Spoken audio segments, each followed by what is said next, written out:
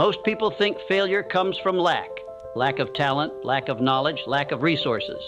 But that's not what kills momentum. That's not what buries potential. The truth is quieter, more subtle, more common. Most people don't fail because they weren't good enough. They fail because they paused. They waited for the right moment, for more clarity, for certainty, for confidence. And while they hesitated, someone else, less prepared, less perfect, moved. Not better, not smarter, just faster, just braver, just willing to do it wrong. You've been trained to wait, to polish, to rehearse, to believe that the world rewards the most perfect performance. But it doesn't. It rewards the person who moves, the one who speaks while unsure, acts while unready, and steps forward even when the path isn't clear. Because the truth is backwards.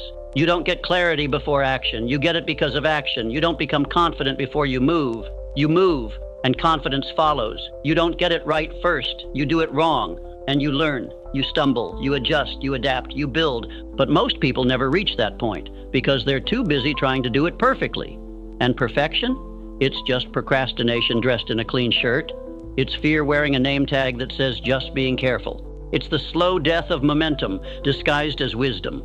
So here's the truth no one wants to admit. You're supposed to mess it up. You're supposed to sound rough at first, to fail publicly, to look like a beginner, to launch before it's ready, to learn by losing, not by waiting. Because waiting to do it right is how most people lose, but not you. You're done worshiping the fantasy of perfection. You're done delaying in the name of excellence. You're ready to do what most never will. You're ready to do it wrong. And when you are, everything starts moving. The lie of perfection runs deep. It tells you that you're being smart, that you're being strategic, that waiting a little longer will protect your reputation, your energy, your time. But that's not strategy. It's stalling, and it's costing you everything. Because the longer you wait to move, the harder it becomes. Momentum doesn't build through planning. It builds through motion, through doing the thing, even if it's flawed, even if it's messy, even if it's nothing like the perfect version in your head. You think you're protecting yourself by hesitating, but hesitation is the injury. It drains belief. It erodes confidence. It turns action into anxiety. And before long, you're no longer editing the work. You're editing yourself. You're shrinking, stalling, hiding behind almost ready while your future slips through your hands. Life doesn't reward the perfect. It rewards the bold. The ones willing to risk being misunderstood, the ones who show up anyway, who write the rough draft, launch the half-built plan, send the imperfect letter, start the project that might not work. Those are the people who grow, who learn, who lead. The world doesn't need more polished people. It needs more real ones, the ones with calluses on their hands and dust on their clothes, the ones who aren't afraid to look like a beginner, the ones who know the first version will probably suck and do it anyway. Because here's what they've learned. Messy movement is worth more than perfect stillness. A flawed start is better than a flawless stall. The first step is rarely right, but it's always required. Not because it guarantees success, but because it unlocks feedback, momentum, confidence, clarity. Everything you're waiting to feel lives on the other side of action. But it has to be imperfect action. It has to carry the risk that you'll get it wrong, that someone will laugh, that it might not land, because that's what rewires you. That's what builds the muscle. That's what separates the talkers from the ones actually building something real. And once you get this, once you stop tying your worth to the result and start tying it to your willingness to move, everything changes. You stop asking, is this ready? And start asking, is this real? You stop chasing flawless and start chasing feedback. And you start building your life, one messy, beautiful, imperfect rep at a time. That's not failure. That's freedom. But freedom only grows when you stop protecting yourself with perfection. Perfectionism doesn't come from high standards. It comes from high fear. Fear of looking foolish. Fear of being judged. Fear of proving to yourself that maybe you're not as ready as you thought. So instead of risking exposure, you polish. You wait, you delay, and you tell yourself it's wisdom when it's really fear in a costume. Perfectionism sells you the illusion that if you just think a little longer, refine a little more, map it all out in your head, the move will become easier. But it doesn't. It becomes heavier. because now the weight of perfection is sitting on your shoulders, and your voice, your vision, your momentum can't breathe under it. The more you try to get it right, the more you convince yourself that wrong is dangerous. And eventually, you stop moving altogether. You talk yourself out of action in the name of being smart. You convince yourself that you're not procrastinating, you're strategizing. But here's the truth. Perfection is just procrastination in a more expensive suit. It doesn't keep you safe, it keeps you stuck. Because every time you wait until you're certain, you teach your subconscious that uncertainty is something to avoid. That risk is unacceptable. That discomfort is a threat. And the longer you reinforce that belief, the more fragile you become. Because when you train your nervous system to only act when the outcome is guaranteed, you lose your tolerance for tension. You lose your resilience. You lose your edge. And soon, even small decisions feel overwhelming, not because they're hard, but because your identity has been trained to flinch at imperfection. That's the real cost of perfectionism. It doesn't just delay your progress, it rewires your identity. It makes hesitation feel safe. It makes fear feel like logic. And it convinces you that if you wait long enough, you'll avoid pain. But you don't avoid pain. You delay it, and you multiply it. Because one day the idea dies inside of you. The dream fades. The courage dulls, and you're left with nothing but clarity about what you could have done if only you'd been willing to get it wrong.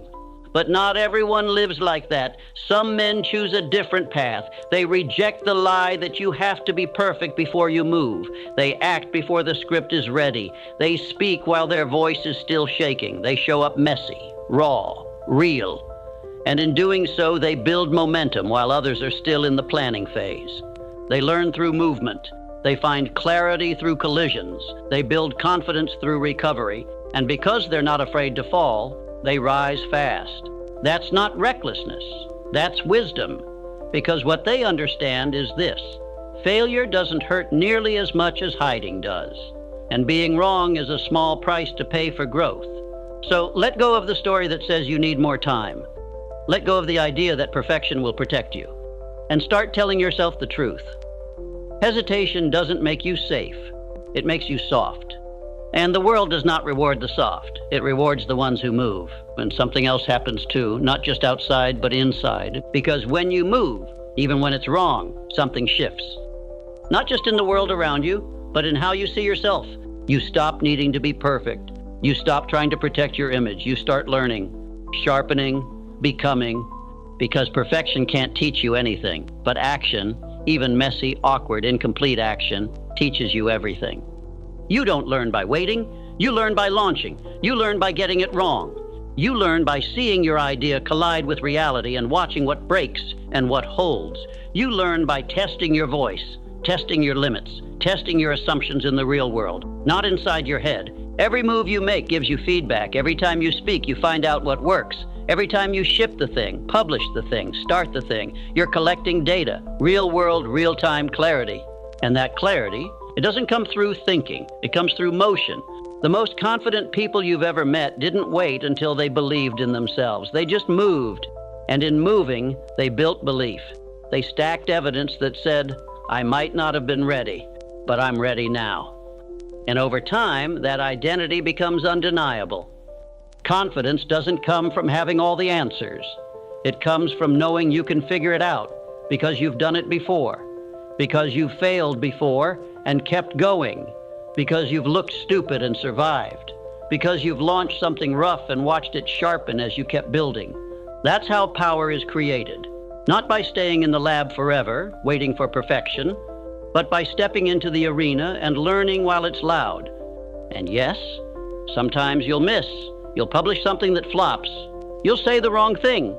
You'll act too soon, but that's part of the game. Every shot you take that misses is one step closer to the one that lands.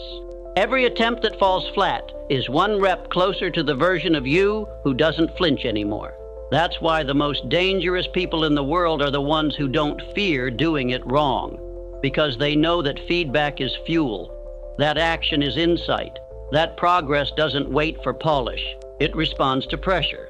If you're serious about clarity, then stop thinking and start trying. Not once, not when it's easy. Every day, create a rhythm of reps. Publish rough. Speak before you're smooth. Try things that might not work. Let the failure shape you. Let the process sharpen you. Let the real world teach you faster than your fear can stop you. Because when you make enough moves, you stop needing to feel ready. You become the kind of person who acts anyway, who figures it out along the way, who learns as he builds, and builds because he learns. You stop being a planner. You become a force. And forces don't wait because they know something most men never learn, that speed isn't sloppy. It's sacred. Speed is what creates momentum, and momentum is what separates the man who talks about changing from the man who does. Because when you move fast, you don't just get ahead, you get sharper, you get feedback quicker, you fail faster, you learn sooner, you adjust more often, and every one of those reps builds something most people never touch, real-world intelligence. The man who waits for perfect conditions is always thinking, always circling, always refining a version of the plan that never leaves the page. But the man who moves now, even if the move is messy, is learning, testing, becoming. And while the planner is still perfecting his strategy, the doer has already built 3 versions, failed twice, and made the 4th one work. This is the law of momentum. The faster you move, the faster you grow. Not because everything works, but because you find out what doesn't. And in a world obsessed with polish, the man who can act before he feels perfect becomes unstoppable, because speed rewires your brain. It trains you to take action before overthinking can creep in. It teaches your nervous system that movement is safe, that mistakes don't kill you, that failing is just another form of forward. But when you hesitate, when you wait for the stars to align, you're not being cautious. You're training your body to associate risk with danger. You're hardwiring hesitation into your identity. And the longer you wait, the heavier the first step becomes. But here's the truth. You don't build skill by hesitating. You build it by swinging, by launching, by doing the thing wrong until it starts to feel right. Every successful man you've ever admired got there because he moved, fast, imperfectly, often. He didn't wait for flawless. He chased friction. He used his mistakes as momentum, and he kept going while others were still planning how to start. This is why speed matters, not because rushing guarantees results, but because waiting guarantees nothing. There's power in moving before you feel ready. There's clarity in acting before you fully understand. Because when you start fast, you don't just change the outcome, you change who you are. You become a man who adapts, who iterates, who doesn't need certainty to act. And in a world addicted to overthinking, that man becomes rare, respected, relentless. So if you're serious about becoming that man, stop worshiping perfect timing. Start honoring the law of momentum. Get in motion. Stay in motion. Don't wait for the strategy to feel airtight. Don't wait for the fear to go quiet. Don't wait until it's pretty. Make it real. Because the man who moves first learns fastest, and the one who learns fastest wins. But even more than that, the one who learns fastest becomes someone new. Because every time you act, you're not just building results, you're building identity. You're not just trying something, you're becoming someone. Someone who moves, someone who decides, someone who doesn't need to feel ready to act with power. That's what most people don't understand. Every move you make is programming your subconscious. Every decision, every step, every risk, it's casting a vote for the kind of man you are. And over time, those votes add up. They become your instinct, your reflex, your reputation with yourself. You don't become decisive by thinking about it. You become decisive by deciding, by doing it again, and again, and again, until hesitation feels foreign, until momentum feels normal, until your identity is no longer the guy who's figuring things out, but the man who moves things forward. Because the man who acts daily, who chooses speed, who fails fast, he builds a different nervous system, one that doesn't panic under pressure, one that doesn't freeze in the face of the unknown, one that sees resistance and doesn't slow down. He accelerates. And it's not about motivation. It's not about hype. It's about wiring. You've trained your body to respond to uncertainty with movement, to meet fear with motion. And that training rewires everything. How you speak, how you show up, how you think under pressure. This is how powerful men are made. Not through books, not through theory, through exposure, through motion, through identity earned in real time by facing what most avoid. Because the man who hides behind the plan never builds confidence. But the man who lives in the reps, the man who moves before he's ready, he builds proof. He sees himself speak while shaking and survive. He sees himself launch before it's perfect and improve. He sees himself fail publicly and realize it didn't kill him. And that proof compounds. It becomes evidence, evidence becomes belief, belief becomes identity, and identity becomes the new baseline. Not something you try to hold on to, but something that holds you. You walk differently, you speak differently. You enter the room like someone who's already in motion, because your body remembers. It knows what you've been through. It knows you don't wait. It knows you build. And when that identity locks in, when momentum becomes your nature, you stop looking for motivation. You don't need it, because movement is who you are now. Forward is where you live now. You are no longer the man who wonders what would happen if he acted. You're the man who already did. So don't stop. Don't overthink. Don't apologize for the speed, the mess, the noise. Own it. That's where identity is forged. And once it's forged, you don't have to fight to remember who you are. You simply act like it, because you are it. And once your subconscious believes that, everything changes. Not just how you feel, but how you move, how you speak, what you tolerate, what you pursue. Because your subconscious isn't just listening to what you say. It's watching what you do. It's reading your pattern, not your potential. That's why messy, repeated action is so powerful. Because every time you move before you're ready, you're sending a signal to your subconscious. This is who we are now. Every time you act while still unsure, still unpolished, still in progress, you're laying down a new layer of belief. Not imagined belief, embodied belief. And belief is not born in your journal. It's born in your nervous system. You can't affirm your way into confidence while standing still. The subconscious doesn't believe what you say. It believes what you prove. What you demonstrate with movement, with volume, with fire, with frequency. That's why most people stay stuck, not because they're lazy, not because they're unmotivated, but because they're waiting for belief to show up first. And belief never shows up for people who wait. It shows up for the ones who move anyway. You think you need to believe in yourself before you act, but the truth is, you need to act before your subconscious will let you believe. That's the real programming. Not words, proof. When you say, I'm decisive, but delay every decision, your subconscious calls you a liar. When you say, I'm a builder, but you never launch, your nervous system knows you're bluffing. And that's what kills confidence.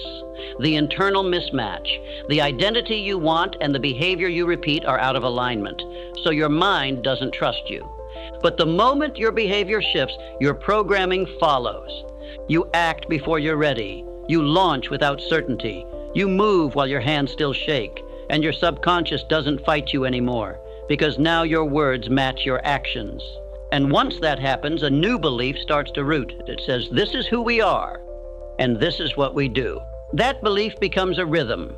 That rhythm becomes an identity. That identity becomes a default. Not a mindset you have to maintain, but a standard that maintains you. This is the science of action, not motivational fluff, not mindset hacks. The subconscious mind is pattern hungry, and it rewires itself based on volume, emotion, and consistency. So the more you move, especially when it's messy, the deeper the identity embeds. Because the body believes what the mouth declares and what the feet prove. And the more your behavior matches the identity you're aiming for, the less resistance you feel. The fear doesn't disappear, but it loses its grip, because your subconscious doesn't associate action with danger anymore. It associates it with truth.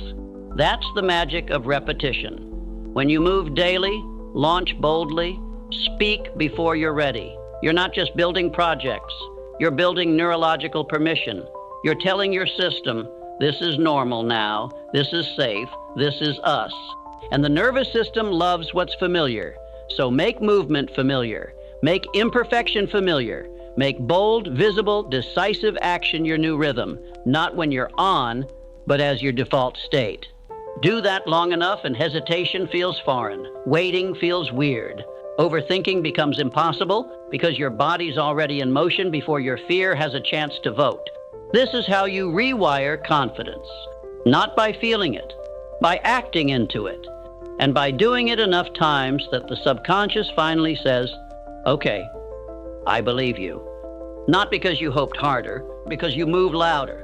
So stop trying to think your way into certainty. Build it, brick by brick, rep by rep, imperfect launch by imperfect launch.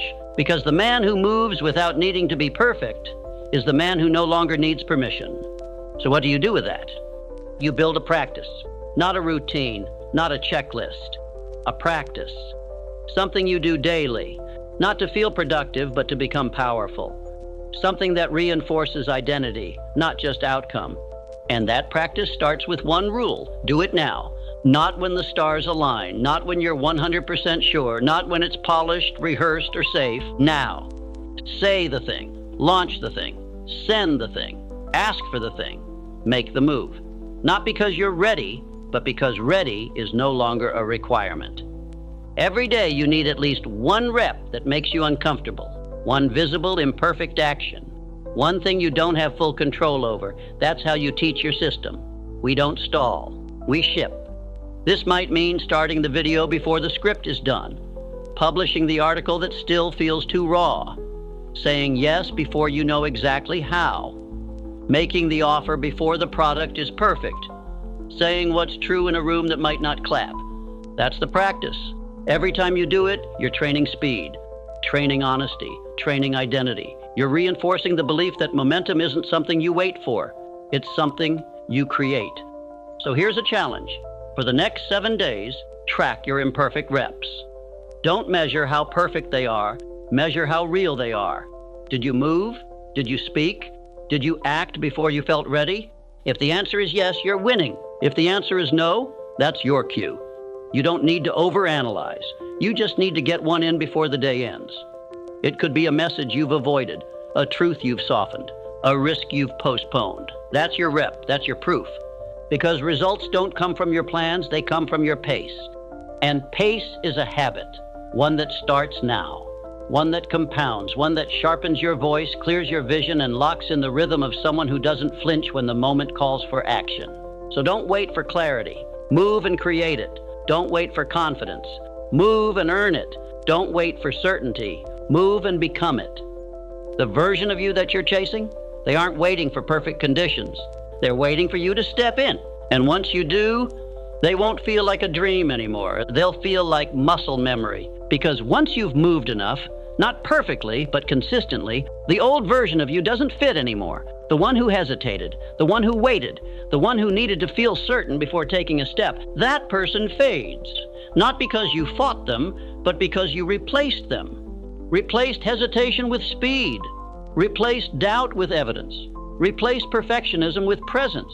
You stopped waiting for the perfect moment and became the moment.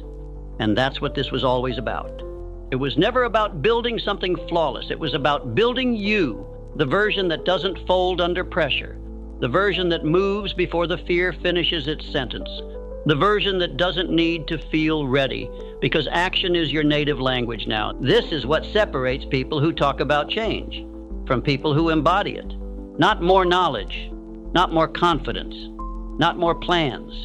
Movement that's real, raw, visible.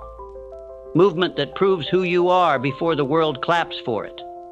Movement that creates your future in public before it feels safe. So here's the truth, the final truth. You will not be remembered for what you planned. You will not be remembered for what you meant to do. You will be remembered for what you moved toward, what you acted on, what you built, even when it was broken. And that doesn't start tomorrow. It starts now. This is your line in the sand. This is where perfection dies and progress begins. This is where the hesitation ends and your legacy starts breathing. Not because you're flawless, but because you finally stopped waiting to be. So go, move, do it wrong, do it messy, do it loud, do it now. Because the ones who win are not the ones who waited, they're the ones who acted. And when you act like that, not once, but daily, you stop being the person chasing their potential. And you start being the person living it.